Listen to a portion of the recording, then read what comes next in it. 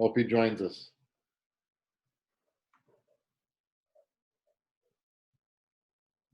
Okay.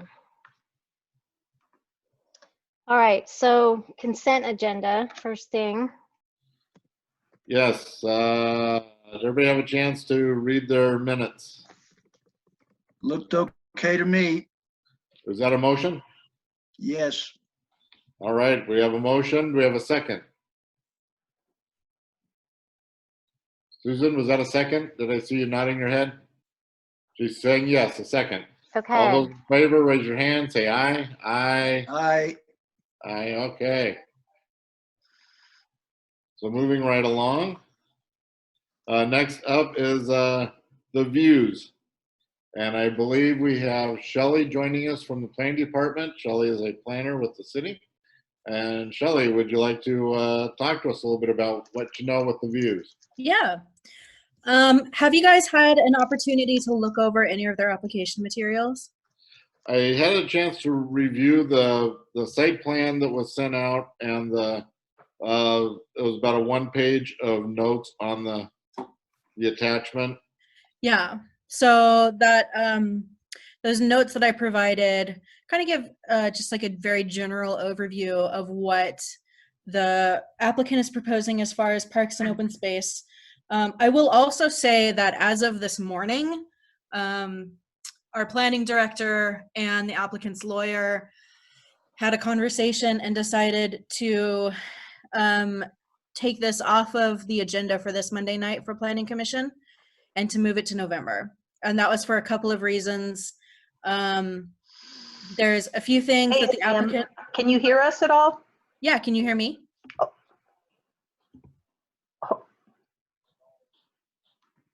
I can hear you, Shelley. Can anybody else hear Shelley? I can hear Shelley. Hold on just a second. Sam. Yeah. So I'm just trying to get Sam on with my cell phone so he can hear okay. us. Oh, Okay. okay. Maybe So I'm gonna- mute yourself Mute then, yourself, Kathleen. yeah. Okay. Okay, good. Go ahead and continue, Shelley. I don't think any of us are ever going to get used to having meetings on Zoom. No.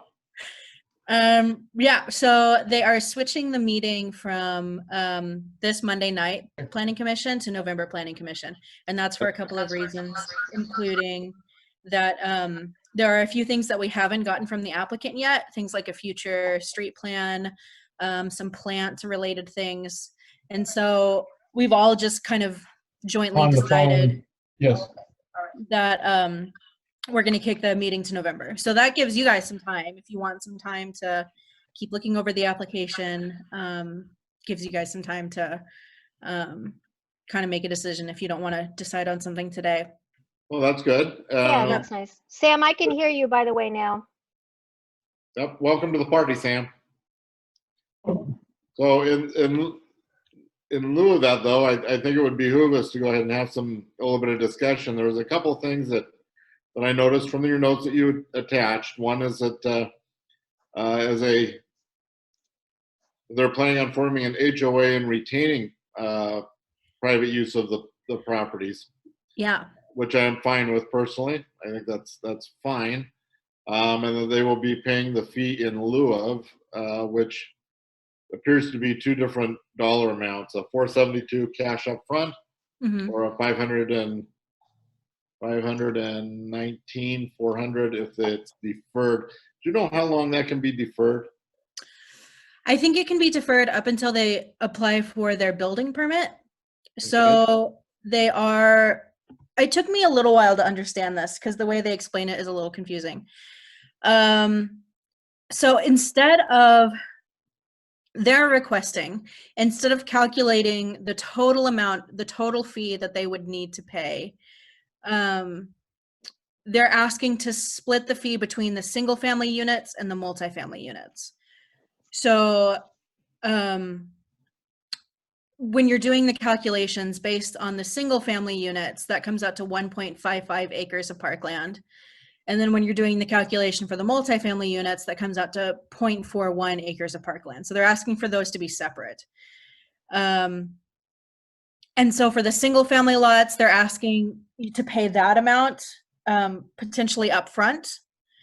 And then for the multifamily lots to defer that amount. So Kelly and I talked about this, and we're fine with it. It's just a little bit, it's kind of a confusing way to do it. Ultimately, the city would get more money from it, by doing it that way. So I know it's a little confusing, but yeah, Well, they're I just asking. understand. I mean, it allows them to pay part of their obligation up front and defer part of their obligation. Correct. I Yeah. get that. You know, maybe they don't have the cash on hand to be able to do everything up front. Right. Certainly understandable. Yeah. What else do we need to know about this proposed development? So those are the two big things for parks and open space, that they're proposing the fee in lieu of dedication, and then all of those acres of open space, which are going to be owned and maintained by the HOA. This parcel is located behind the RV sales place on the east end of town. Yeah, so behind and then immediately north of. Okay, and they are proposing not to give us any of the property whatsoever. So they'll Correct. maintain both the active spaces and the passive undeveloped spaces. Correct. Are they going to be putting in amenities into those areas? Yes, they proposed a couple of things, some play equipment. There's that 1,500 feet of meandering trails through the naturally wooded areas, so through the FSH.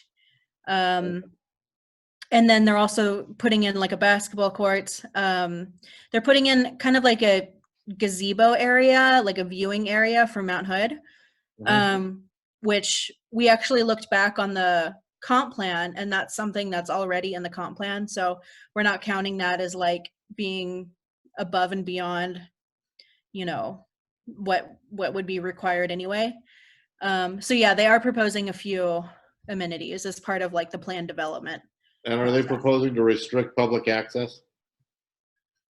That's something we've kind of gone back and forth on. If all of these trails were going to require a pedestrian easement. But if you want to provide a recommendation on that, that would be fantastic. Well, in my experience, I've had experience in both areas, both using PUDs that restrict public access. The one that comes to mind is in Gresham, there's a development known as Mossy Tree Park. It's a privately owned by HOA as a part of a planned unit development. They've chosen to restrict access to residents only. They have a little swimming pool in there that has, you know, locks and codes on it so that, you know, residents can use it. And they discourage the general public from going through the park areas, although people do tend to walk through it. Yeah. I've also been in other communities where they've just had it open and completely available for people. They don't worry too much about it. From my perspective, I guess if they're planning on developing it, they're planning on paying the fee in lieu of it, it's kind of their choice, in my opinion, as to whether they want to restrict the public from being in there or not. I can say unless it's a gated community, there probably will be public going into it. And they just need to be aware of that. The other thing that I've had some experience with in the past is inevitably at some point in time, what'll happen is that the homeowners association will get tired of paying for insurance, you get tired of paying for, you know, security or paying for the maintenance of these facilities, especially if they get a lot of public in there. And then at some point they will make a decision that, oh, maybe we should turn this over to the city. So I guess my main caveat is, you know, that the city needs to be responsible to make sure that whatever they build in there is up to code and is safe and is of substantial nature to withstand public use, because it will get it. And at some point, my guess is that somewhere along the line, somebody will decide that they don't want to maintain it anymore. Yep, exactly. We have exactly the same concern. That ultimately the HOA might dissolve or decide that they don't want to take care of that open space anymore. Yeah, we totally agree. Okay. Committee members, any questions or comments? Unmute yourself, Kathleen. There you go, Kathleen. Kathleen? Thank you. Thank you. I have a question about the, are these townhomes or apartments, or what are those little skinny lines? So the really like narrow lots, Uh-huh. those are row houses or townhomes. Okay. Yeah. And so are the rest of it the other lots all meeting the criteria for single-family residential? No, and that's the thing with a plan development, and that's where it gets kind of tricky, because they are allowed to deviate from quantitative development standards for the plan development process. And so some of the lots are really small, way smaller than we would normally allow, and some of the lots are almost twice the size of what we would allow. And so part of the plan development process is going through that and making sure that the applicant makes a good case for why they're deviating from those standards, and why deviating from those standards is warranted given other design elements that the code describes them as outstanding design. And, that's one of the reasons why we're deferring this application to the November Planning Commission meeting, is because this does take a lot of sort of nitpicking and getting the applicant to really try to make an argument for why, they need some lots that are really, really small and some lots that are huge. And the reason I ask about that, Shelley, thanks, that's a great explanation. I really appreciate that.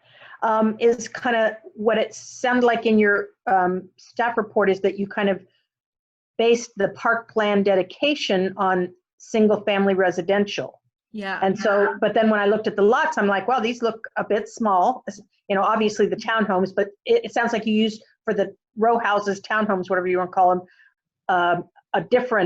the different multiplier or whatever you want to factor that you call it for parkland dedication versus the rest of it was single family residential. And so that's where, if they're really not getting developed as single family residential, what's the units per acre? Is it up to 6 units per acre in SFR? I think it's between 3.5 and 5. I think 3.5 is the minimum and 5 is, oh no, that might be low density. I don't know. I'll have to go back and check. I think 6 is the most for, I could be wrong, but I think 6 is the most for SFR, and it's like 6 to 10 for LDR. But anyway, my point is that, just kind of looking at, obviously they can't be developing on the flood slope hazard FSH parcel. So just looking at, it looks like there's about, 29 acres, almost 30 acres of land that's not in, and see, do you have a copy of the original thing you usually do that shows, what the proposal is and the zone change and the acres and the, all that, sort of like you did for Bull Run Terrace? Do you have something like that? We have their narrative that they submitted. I can forward, because Shelley forwarded that narrative to me after the agenda, right? I can forward that to the board and then we could revisit this at the next board meeting. Yeah, it's just that question of kind of, again, when we're calculating the park acres, how to, like you said, this is kind of a totally a different, kettle of fish or whatever you want to say. And so what's the protocol or methodology that you use to determine park acres or SDCs or things like that? Correct. Yeah, no, that's a really good question. I don't remember off the top of my head if we counted those townhomes as single family or multifamily for the purposes of calculating the parkland dedication. But that's something, I'll go back and double check that. And one suggestion I would use is, again, regardless of, it's not initially zoned as all SFR. And so, but the densities that they're actually getting, like on the townhomes, what's the density? What does that fit in there? Is that under high density? And then you use that factor for the parkland development. And then under the rest of it, that's, the single lot homes, if that's more the density of what, would be LDR or medium density, then we should be using the multiplier for that. Yeah, I wonder if that might be a problem with the code, because we calculate the required parkland dedication according to the underlying zoning district. But when we're talking about a planned development, the underlying zoning district doesn't really matter as much when it comes to density. And so the logic behind using the underlying zoning district to determine required parkland dedication is thinking about how many people we have in this neighborhood, right, who are going to be using these parks, and that the applicant, the developer should, you know, allow for enough parkland for the number of people. Obviously, with a planned development where we're incorporating multifamily housing and townhomes, there's more people than there would be under a single family residential. So I think that's a really good point. And I think that might be a problem with the development code. I'm going to write that down. Hold on. Let me put it on my computer. Does everybody else kind of understand that issue of, you know, if they're actually developing it at these, you know, at LDL, at low density or medium density, then what happens is when they calculate the parkland, you know, the factor that you use, you know, of how many acres per unit of house is higher in multifamily density. Right. Mm-hmm.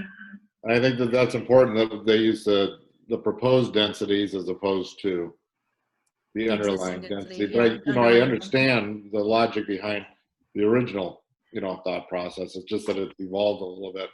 Yeah. The other thing I want to be careful about too, and Shelley, I don't know if there's a way of putting this into a development agreement with them, is I don't, the last thing I want is for them to come to us and, you know, 6 months or a year saying, oh yeah, well, we decided we don't, now that we have our densities, now that we have our things built, now we don't necessarily want to keep this property. We want to go ahead and turn it over to the city. And so I think I would caution to put something in writing that says that we won't accept the property. It'd be at our discretion, not at the developer's discretion, if they, in the event the HOA ceases to exist. Yeah. We don't automatically get stuck with that property, and that we would not consider it for at least, say, 10 years or something like that, so that they know right up front that we appreciate receiving the funds, we appreciate all that, but we don't want this to be kind of a back-ended way of getting higher densities and then losing responsibility. Right. Well, it's going to stay as single-family residential. So the underlying zoning district isn't going to change. They're just proposing a planned development on top of the existing zoning district. I get that, but there's going to be more people living in that space than what a single-family density would typically have. I mean, yeah, it just seems like goofy that if it's you zoned as single family, but they want to do a planned unit development, then, you know, you can't kind of keep all the things of the SFR, but, you know, build more houses and not have to, you know, build more parkland or donate more money or not donate, you know, yeah, it just seems kind of goofy like that. And I agree with what Don said about, you know, there's a park identified in the existing park master plan further to the west, and so the opportunity to kind of build out that park with this money is going to be real important. And so we don't want to end up having to kind of take on responsibilities for this kind of stuff, and then, you know, and I think when Kathleen says this kind of stuff, she's not implying that this is going to be substandard by any means. I think what she's implying is that this isn't necessarily our first choice of location for or configuration for proposed parkland. Yeah, we've got, you know, we can really develop another park to provide for these people. Yeah, no, I'm excited by what their proposal is. I think that allows us to move forward in some areas that we maybe wouldn't have been able to move forward with. At the same time, give them some, you know, their own control of their own, you know, property, so to speak. But I think it does allow us to move forward in some other areas that they will also directly benefit from. Yeah, I mean, it's a good chunk of change for that fee in lieu. Yeah. Shelley, are you guys doing any kind of planned changes to the code regarding planned developments and the criteria? You have that language about outstanding, remarkable values or something vague like that. Yeah. Is there any plan to kind of clarify a little bit better criteria or measurable criteria that, you know, if everybody's looking at it, they could all kind of come to the same conclusion? Or that's the thing with planned developments, is that there's sort of this inherent subjectivity to them of deciding, like, okay, we're going to allow them to skirt the code on these sections, but they're providing this. You know, they're providing all of this, you know, these meandering trails or whatever. And so there is kind of this weird subjectivity to it. I definitely think, and then we haven't had a plan development application since 2005. And so we haven't had to look at this chapter in the code for a long time. But I definitely agree that I think that this is a good opportunity to sort of like look at this chapter with a magnifying glass and see like what's working, what's not working, you know, what are some things maybe that can be clarified. Yeah, so I totally agree with that I think that this is a really good opportunity to sort of look at this section of the code and think about, you know, are there some good changes that we can make to it? I think that's a good discussion. I think that we definitely, you said it's going to scheduled to go to the planning commission at their November meeting. Yeah, I don't know if we have a set date yet. I can look that up real quick, just a second. Not a big deal. Okay. I think what I would like to do then is unless we have additional questions for Shelley, make sure that we schedule this onto our October meeting, Sarah. And then we can come back and formulate some recommendations. In the meantime, Shelley, if you could update us on your conversations with the developers and any modifications to the plan as we know it. Yeah. If you could make us aware of that, that would be very helpful so that we can have a substantive discussion and be able to provide a little bit more of a germane recommendation to you. Yeah. Does that sound okay with the committee? Michael gave a thumbs up. I see a thumbs up. I see a thumbs up. And I am looking for Susan. Is that okay with you? Thumbs up. There we go. 2 thumbs up. Way to go, Susan. All righty. Shelley, I cannot thank you enough for taking the time out of your busy day. Absolutely. And joining us. It was sure nice meeting you. I look forward to working with you Cool. in the future.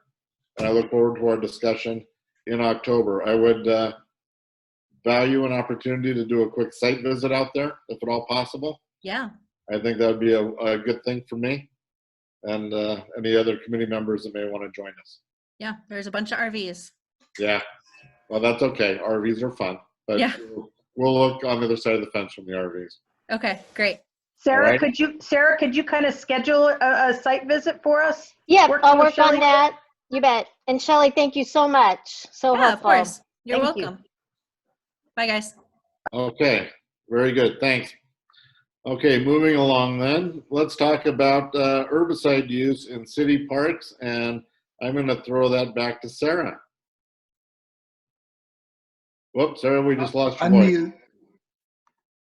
Hopefully you had a chance to read just the memo there. Basically, you know, this has come up for the Parks Board quite a few times over the last year and a half. And you had asked me to work with the park superintendent to take what he'd provided you as far as a policy and formalize it, provide more specificity to it. So we worked on that. Joe and Mike have both seen it, although I didn't really get direct feedback from Mike. Joe was comfortable with what is in the draft policy. He recognizes you may have some feedback for it. And so if you do and it changes a bit, I'll send it back to him. But then you had thought you might like to send it to council once it's done to adopt a formal policy with regard to this herbicide use. So hopefully we've got the ball, you know, significantly rolling in that direction, and we have something that you can work with to at least as a starting point. Excellent. Anybody want to speak to this? Yeah. Michael.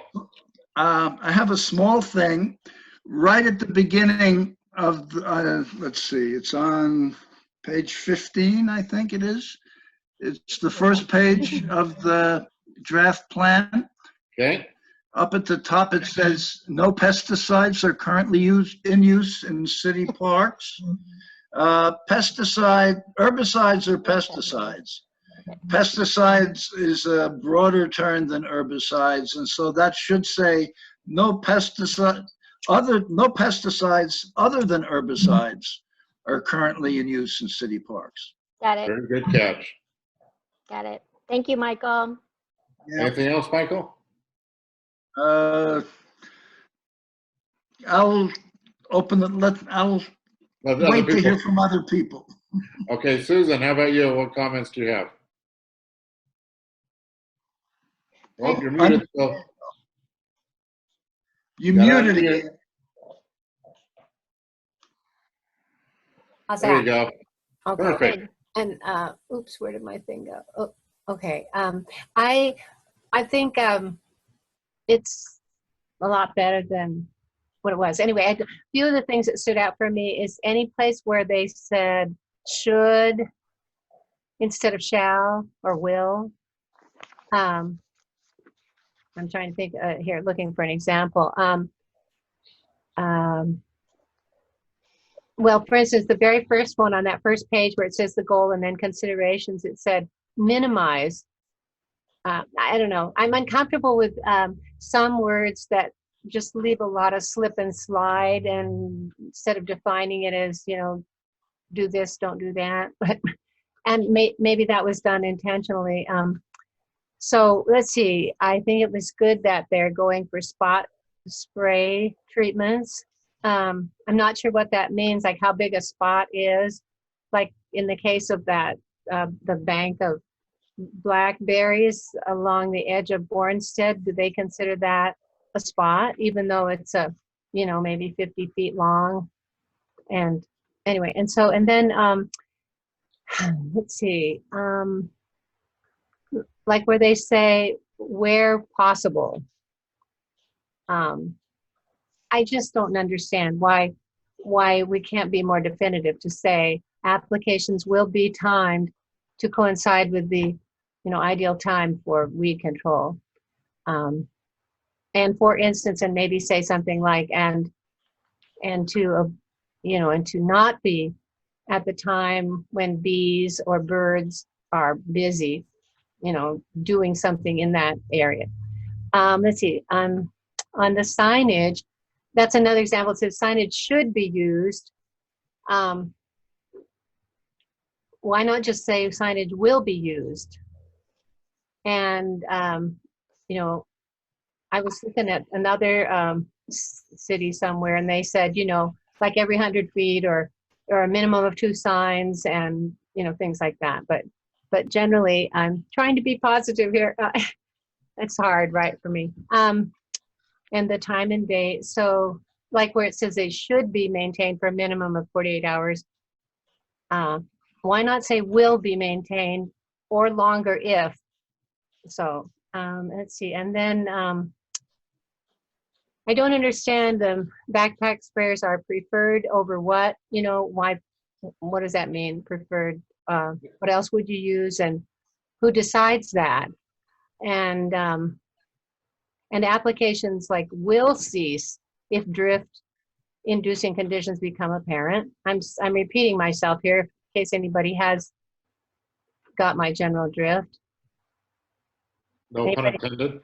Yeah, no pun intended. And at one point it says the wind has to be below 8 miles an hour, and then a lower one when it's in a slightly different area. I think the dogs, maybe it says below 5 miles an hour or for the wind. And the only other one is at the garden plots, it says, it doesn't specifically say that it will not be sprayed on the perimeter. But I guess, okay, so if they say within 25 of the outside perimeter, okay, so they will not spray the perimeter then. That's what that Right. means.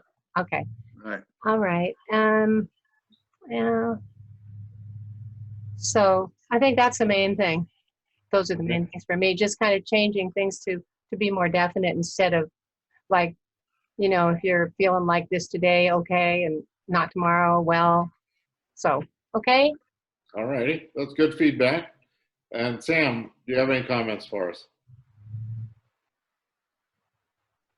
Can you hear me? Yes. Yes. Okay. No other, I'm getting feedback on the phone, so no additional comments. Okay. Very good. Kathleen, how about you? What do you got to say? I agree with the comments that Susan made. Sam can appreciate that, you know, in our forest plan standards and guidelines, there's a real difference in shall standards versus should standards. And, you know, shall is not subject to interpretation. And so changing those comments from should to shall, getting the, you know, I agree with her comments about, you know, making it either 5 miles or 8 miles consistent. And again, it gets a little bit fuzzy where it says, you know, where practical to do so.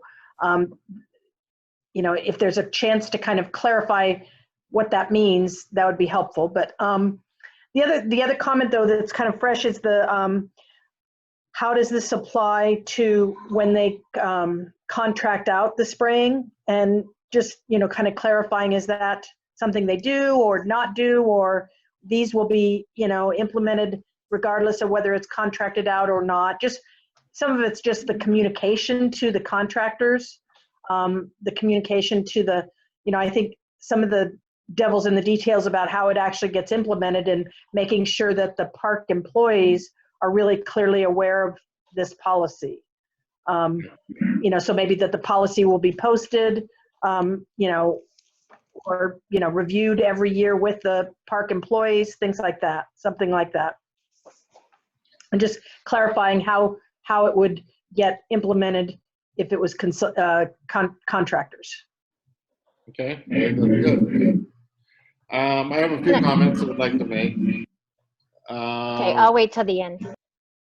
I think the main comment that I want to make right off the bat is to thank Joe and Michael for doing this. I know that for the staff, this was probably not a comfortable exercise for them to do.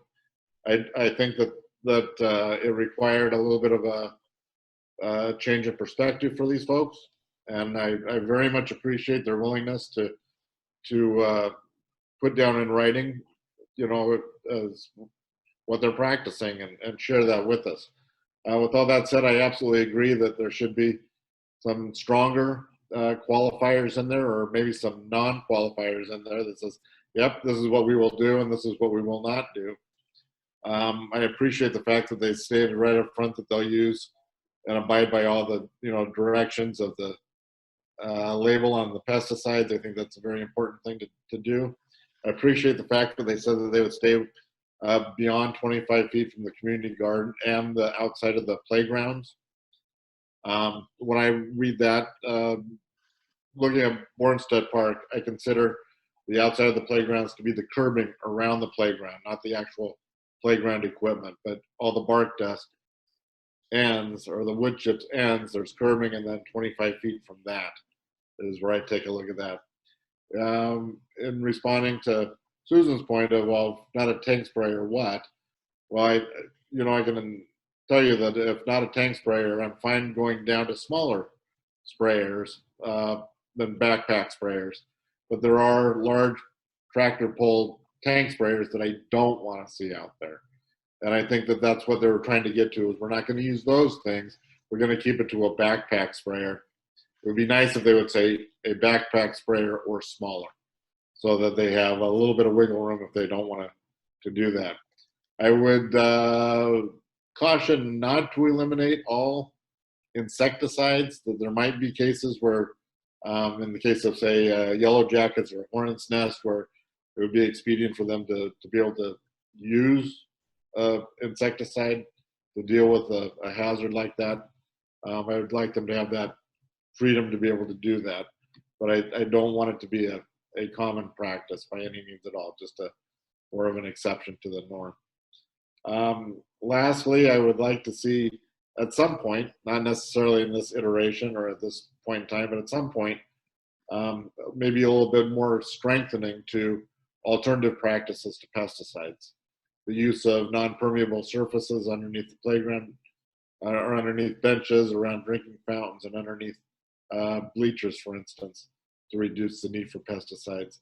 Mow strips or mow curbs underneath cyclone fences to be able to reduce the use of pesticides. And eventually I'd like to see no pesticides at all, even with the waiting period within the dog park itself, so that people can be comfortable and feel safe that if their dog eats grass, it's not going to be eating pesticide applied grass. So with that said, I do want to go back and reiterate my appreciation to the staff. I appreciate Sarah's efforts to help bring Joe along and make sure that he understands the need and the urgency that we feel as the advisory board to make sure that this kind of policy gets put into place. And I look forward to the day that council adopts this policy. So those are my comments. I think that everybody's done a great job. Michael, yes. Yeah, I pretty much agree with your comments, Don, and those of everybody else. I think that, yeah, I'd like to thank Sarah for putting this together. Even though we're being critical of it, I think if this were adopted, it would be a big step forward from the nothing that we have now. Absolutely. And so I think it is a step forward, even though we want to take a couple of more steps at the same time. Yeah, we don't want to be greedy, but we do want to keep moving it forward. Yes. I agree that there's an awful lot of hedge language and qualification language in here that needs to be tightened up a bit. One thing that I'm going to mention, and we should discuss, but I may be a minority here, is I brought up specifically my objections to the use of Roundup, glyphosate, at all.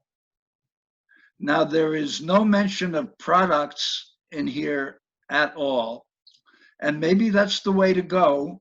A big part of my objection is taken care of by the fact that it says you're going to use herbicides only for spot spraying and not for widespread spraying.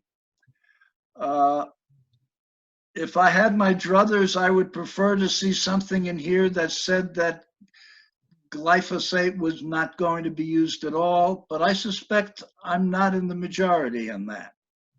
I would have a hard time at this point saying not to use Roundup-like products. I certainly understand people's reluctance and hesitance to use them, but I don't know that there are what the satisfactory replacements are at this point in time for that. That's my own personal opinion, and I absolutely respect yours, but I don't necessarily share it. I wanted to say that I would support not using glyphosate types, but the thing that does keep happening is that when one product goes away, they usually bring along another product, which it takes a decade to understand. Right. And so if just naming one wouldn't cover the next name they gave something. So, right. And if we did, if there was a vote on who wants to be sprayed with what in the city, I don't know how it would come out. But yeah, anyway. I think, I agree with Michael. I think we've made some great progress with this, but I think there's some evolution that's going to need to occur over the next, couple of years as we move forward with this. Sarah, will you be able to relay our comments on to Sarah, you got some more to say, Susan? I'm sorry. Yeah. I had this one thing that as a beginning statement, it seemed like it might be nice to say why, we're doing what we did. And I found this wonderful thing where it says, because of, it sort of sets a stage as to why we're going this direction. And I think that might be helpful to some people. I think so too. And I see you included it in the chat section.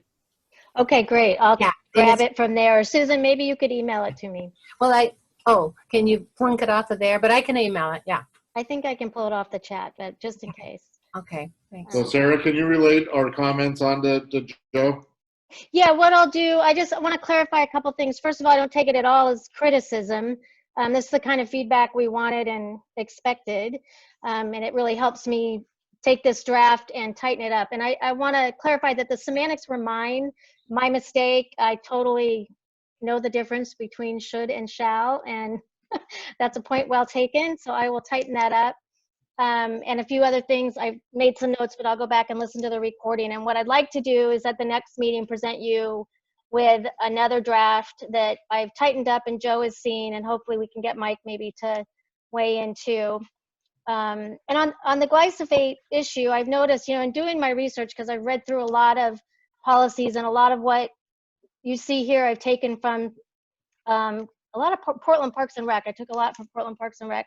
And the wind speed, you see a differential there because there's sort of a best practices for general areas and then best practices for things that happen near waterways. And that's why it says 5 miles an hour in one place and 8 miles an hour in another place. Are you comfortable with that, or do you want me to change that?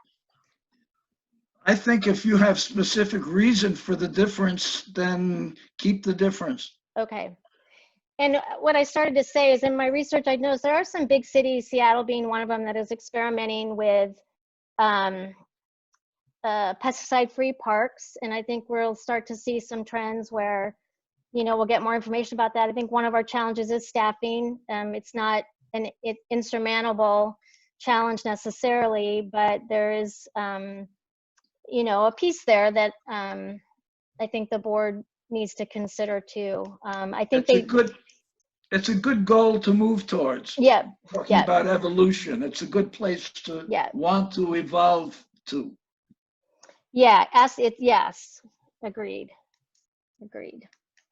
Okay, so I'll take this and I will present another draft. Excellent. Thank you so much, Sarah. Kathleen has something. Well, I was just going to, I just make sure, where you guys say pesticide free, making sure that we have the recommendations like what Don mentioned and everybody else is mentioning in our parks master plan, so that the design of these things are designed so that we don't need that. I think just capturing that in our parks master plan is a important part of this that we can't overlook. And our technical advisory committee members make sure that gets passed along. Right. With the Parks Board direction, yes. And so the other thing, I know that this policy wouldn't probably have happened had it not been you taking the reins and helping make that happen, Sarah. So we really appreciate your effort to get that down on paper and get it, well documented and incorporate everybody's concerns, including Joe's. So thank you. Can I see a hand raised? Yeah, I don't know how to do that. Let's see. Reactions. Oh, there we go. Yeah. Everybody give her a clap. Thanks. I don't know how to do that. How do you do that? Reactions down at the bottom. Do you have a little reactions button? I probably Reactions. do. And I see reactions. Woohoo! I'm going to give it a thumbs up. There we go. There you go. Can you hear me?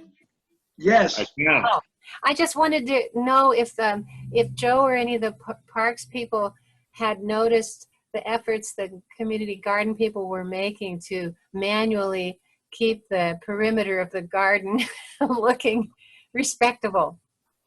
They haven't mentioned it. I'll make sure that's noted. It's not always, but anyway. No, the garden looks great, I think, right now. All righty. Okay, moving along here. Park system development charges. Sorry, don't mean to cut people off. Just got a time, dinner reservation. So park system development charges. Sarah, would you like to introduce that for us, please?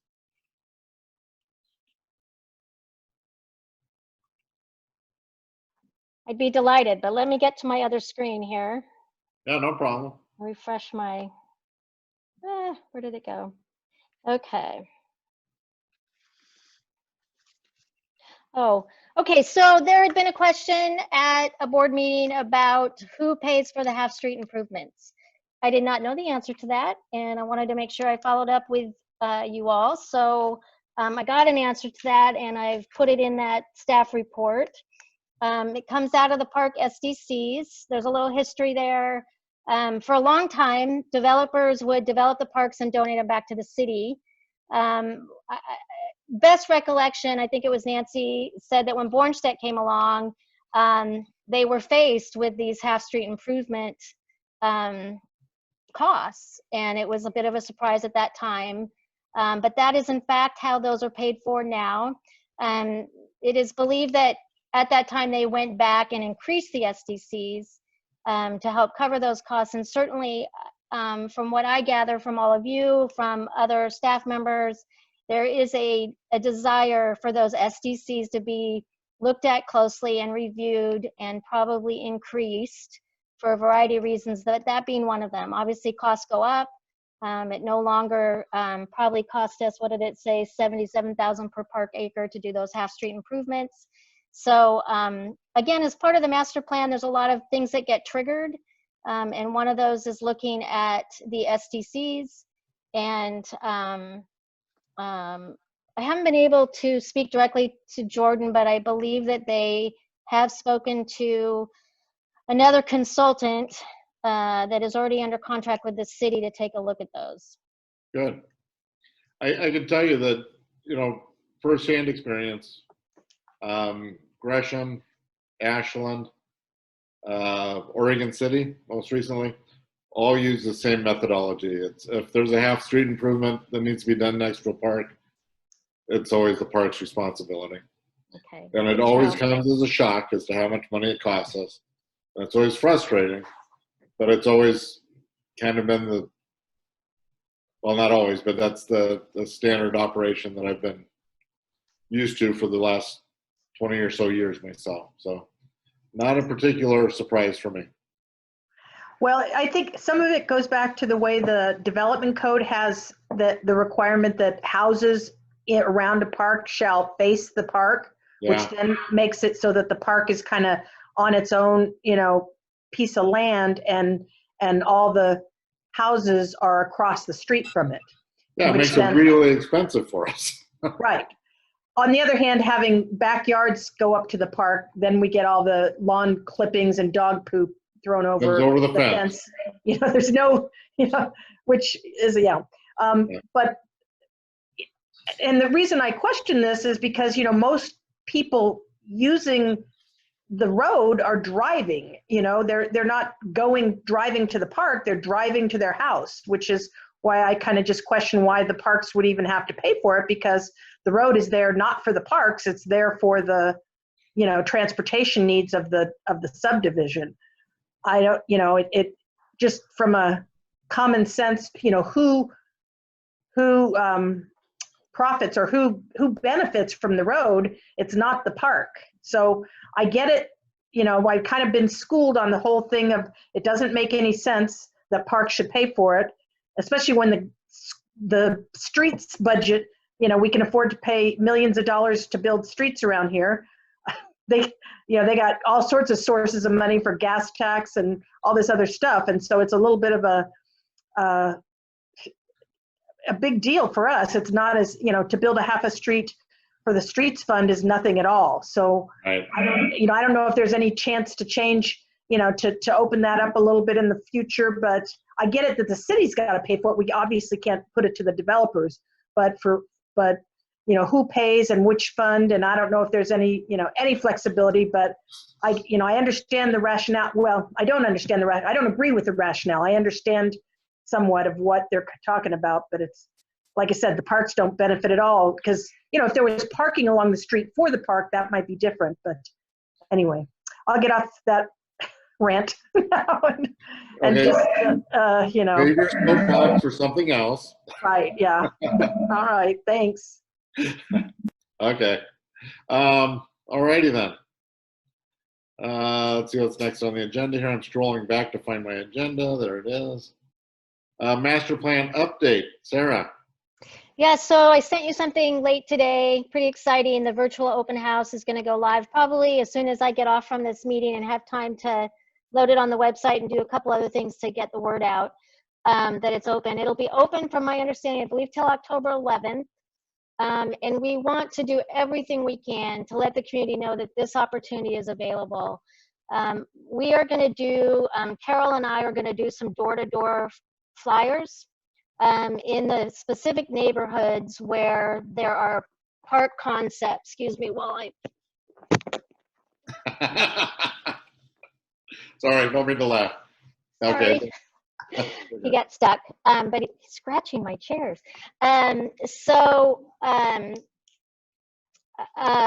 anyway, so we're going to be taking flyers around in those specific neighborhoods: Deer Point, near Ponder Lane, Champion Village, and I think those are the three. Oh, and then Olga and Tanya are going to do Vista Loop.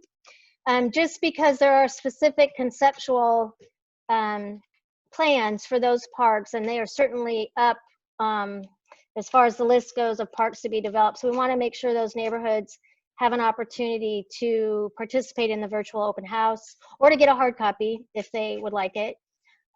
So we're going to start doing that. If anybody is so inclined, needs a little exercise, and would like to help deliver those flyers, we would accept that help happily.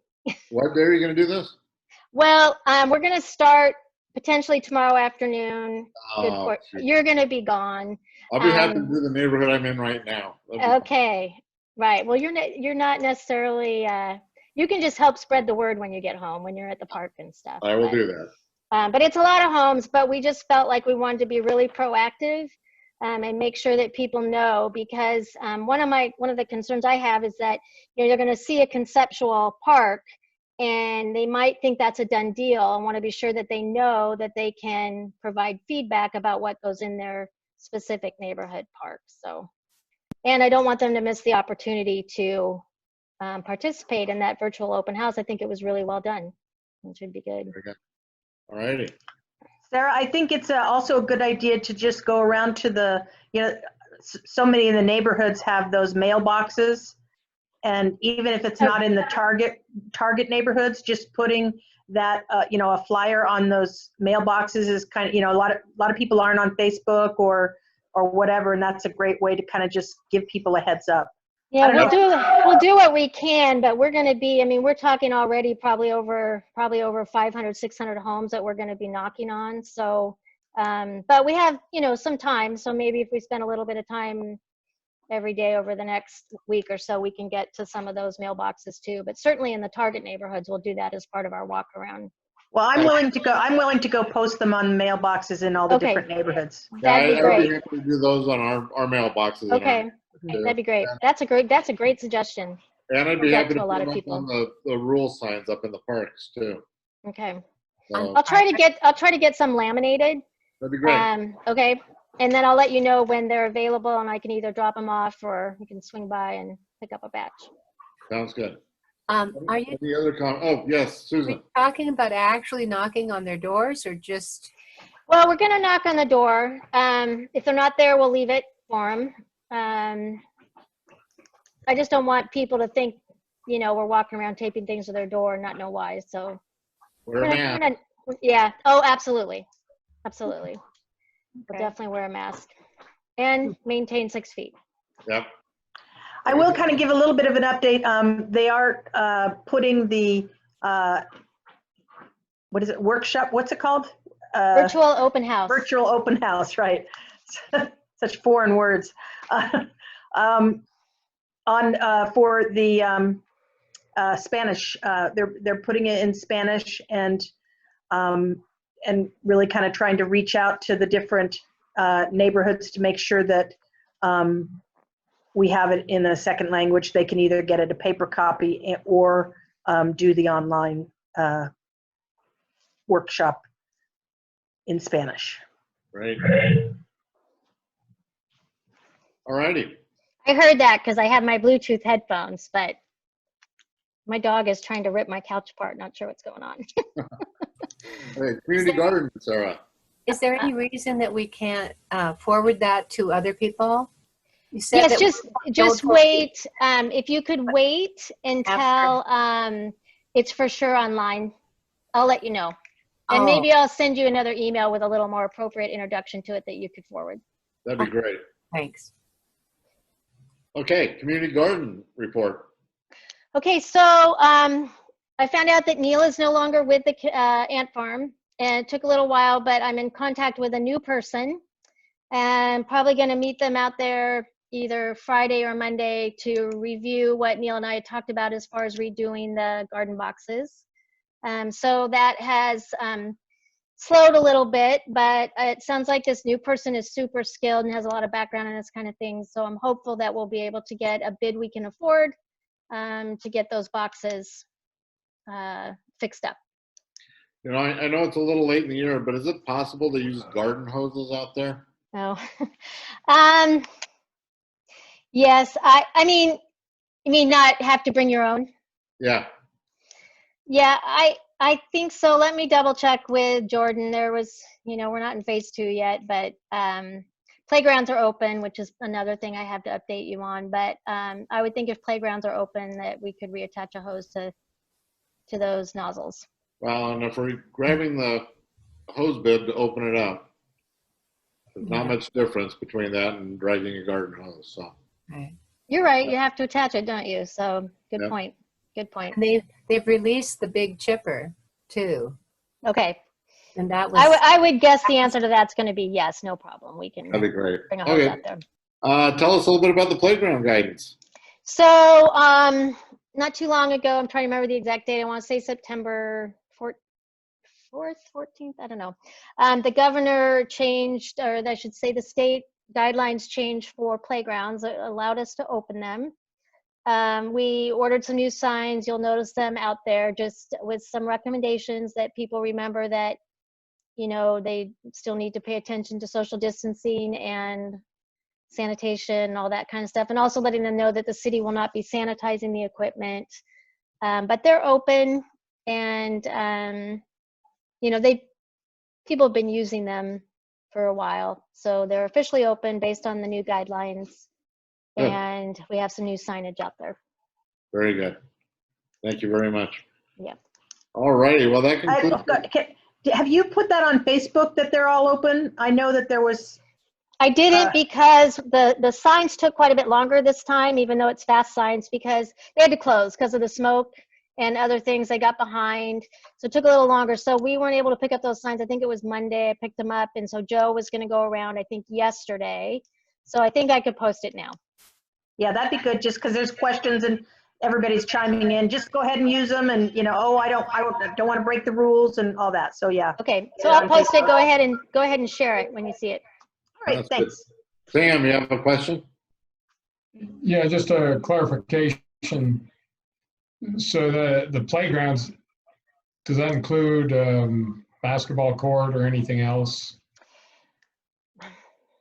Now, I'm thinking, because I think that basketball courts, sport courts are still closed, but I'll double check that because they opened splash pads. But I think the basketball courts are still closed. Now I know what you're thinking. You're thinking pickleball. Not specifically. Pickleball is open, I believe.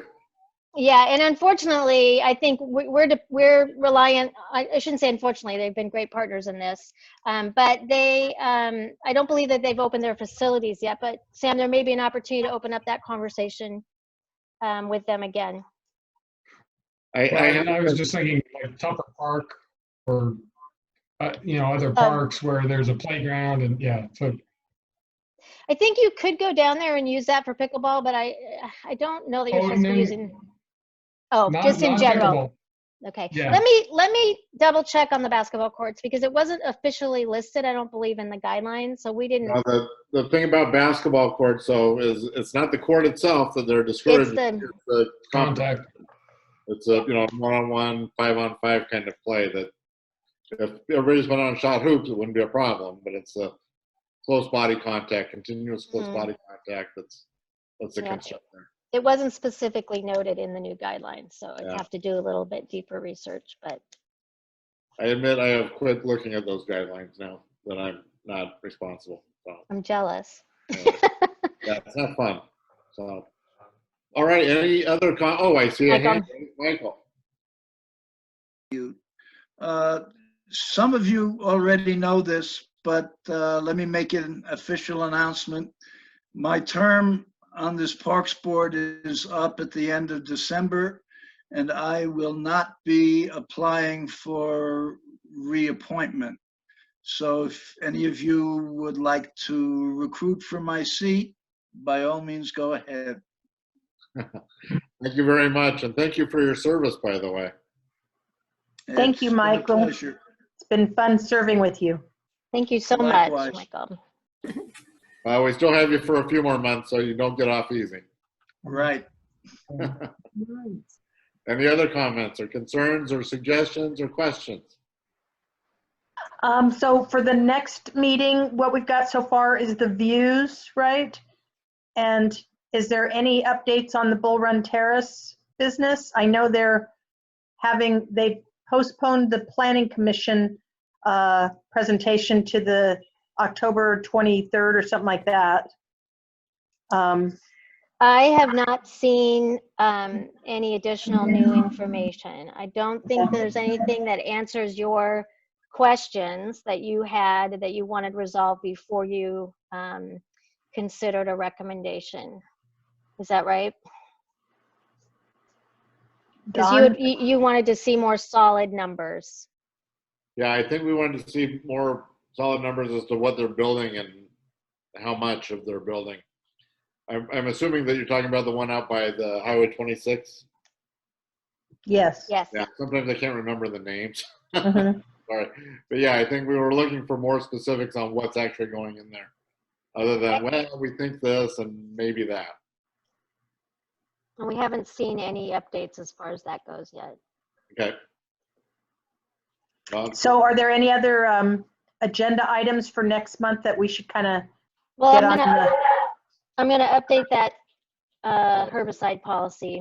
Right. Right. And I will send out the more comprehensive narrative for the views, so you can dig a little right. deeper if you want to. Will we be getting back to our second Wednesday routine Yeah, so we'll meet again in a short order, which on the 14th? the 14th of October, yes. I believe, is that the second Wednesday? Yeah. Okay, Okay. yes. Very good. All right, anything else? Seeing nothing, we are adjourned. Thank you very much. Enjoy the rest of your vacation, Dawn. I will- Okay, I got to find my martini glass here. So thanks, you guys. Okay. Yeah. Have a good one. Okay, you betcha. Bye-bye. Bye.